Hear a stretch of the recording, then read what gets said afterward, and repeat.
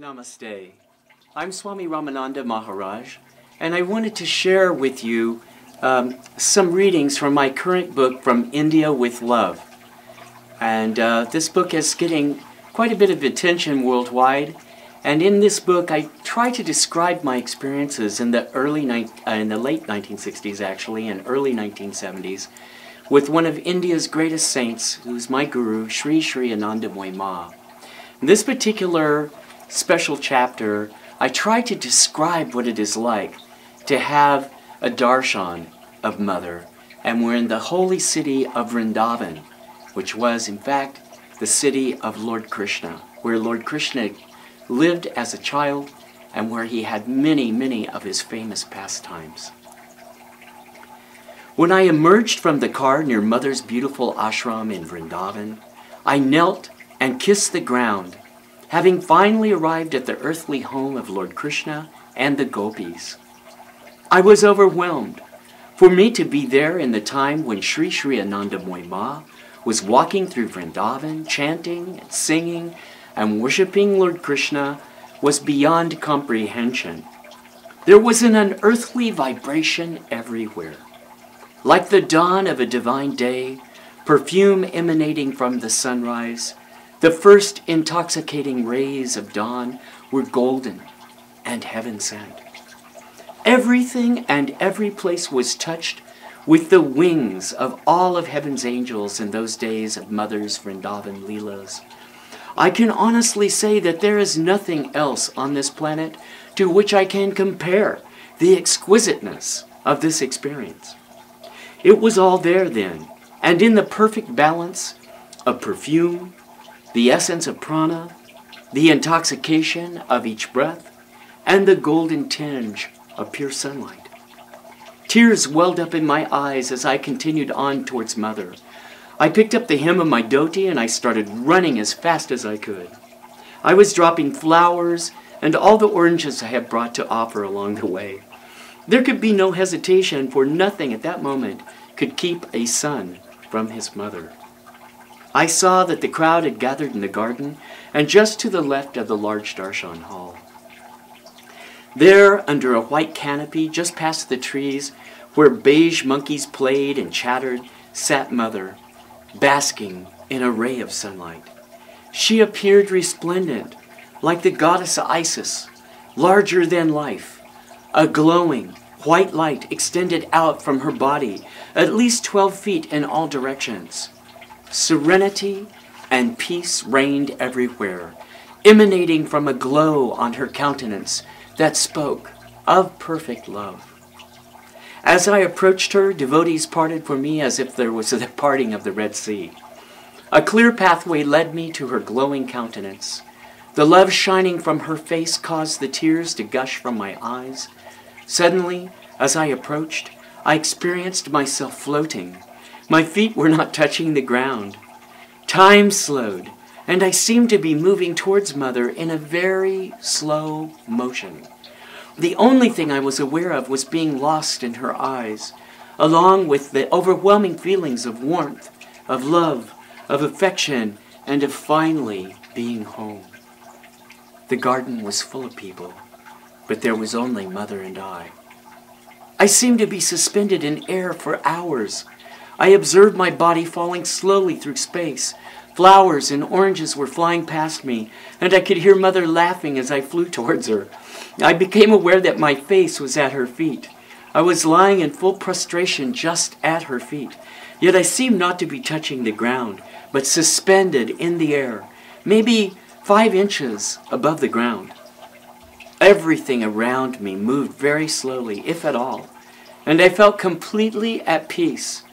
I could hear singing, but the singing sound as if I was hearing it from underwater, as if it were beautiful music, but far, far away.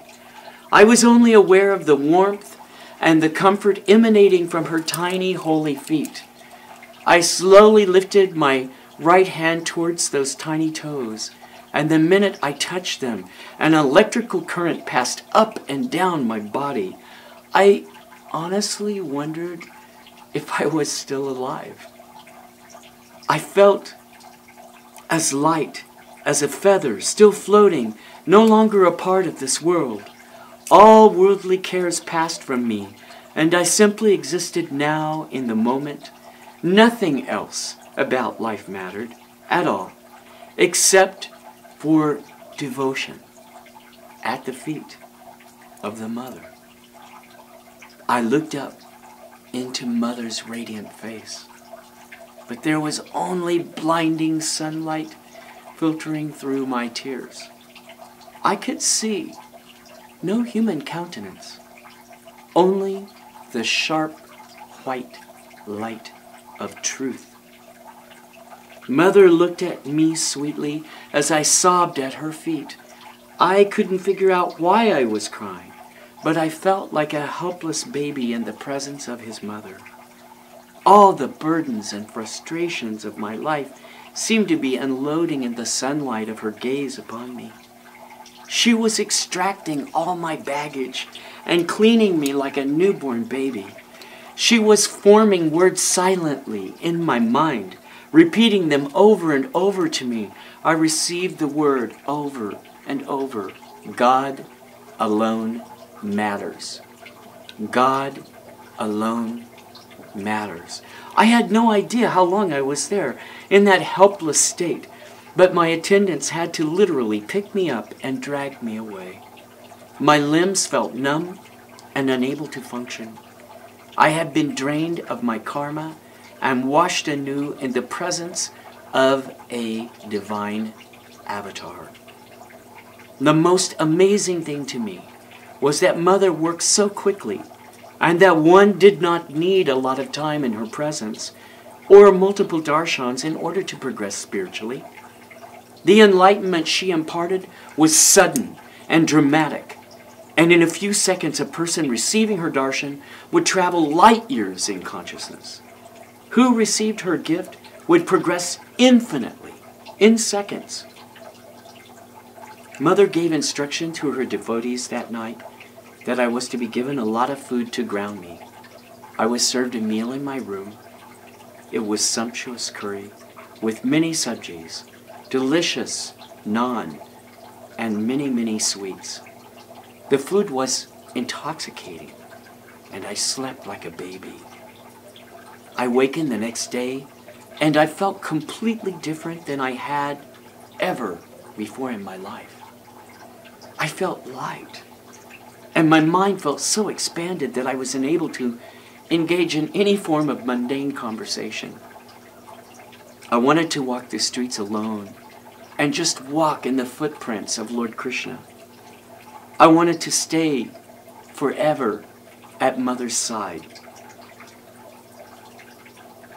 The overwhelming desire to take darshan from Sri Anandamoy Ma was with me from the moment that I first saw her. I just wanted to be near her. I wanted to love her and to help her. And there was an overwhelming desire constantly to just seek her heavenly touch. I felt like a child crying every time his mother left the room. I would sit near her, and she would beam her magical smile at me. It healed every wound of childhood. And it was so addicting and warm. And when she laughed, the entire room laughed. Her personality was all-enveloping and radiantly consuming. I felt every moment I was with Ma that I was living in heaven, vicariously, just being near her. And on another level, I felt like she was working on me constantly, in her multifarious forms, on every being in the room, every being beyond the room that was praying to her. All of her devotees, simultaneously, near and far away, without a doubt, she was working on us and is working on us. Anandamoy Ma gave us all a profound vision of the power and the love of God.